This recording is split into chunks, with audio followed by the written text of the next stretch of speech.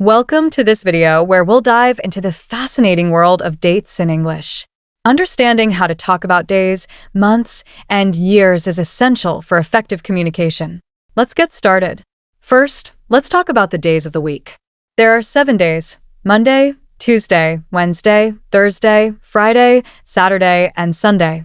A quick tip: when you mention a specific day, you can say, "I have a meeting on Monday," or "Let's meet on Friday." Notice how we use on before the day. This is a common structure in English.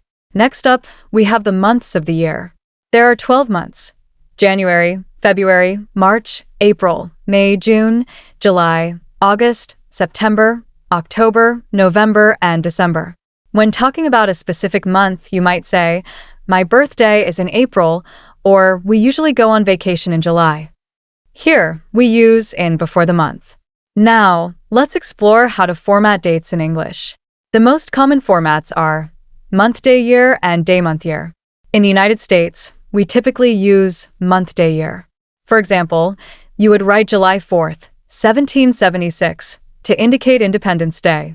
However, in many other countries, the day comes first, like July 4th, 1776.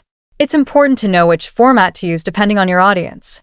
Speaking of years, let's discuss how to say them.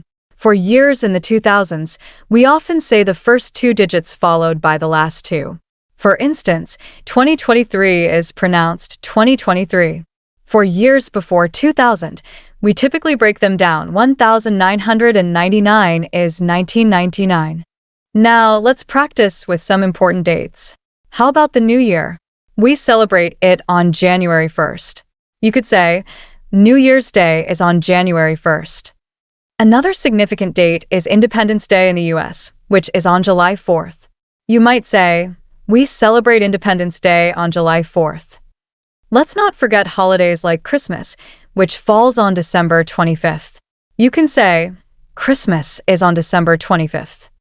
Practicing these phrases will help you feel more comfortable discussing dates. Finally, remember that context is key. When talking about dates, always consider your audience. Are you discussing plans with friends, scheduling a meeting at work, or writing a formal invitation? Adjust your language accordingly. By mastering how to talk about dates, you'll enhance your communication skills and connect better with others. Keep practicing, and soon you'll be a pro at discussing days, months, and years in English.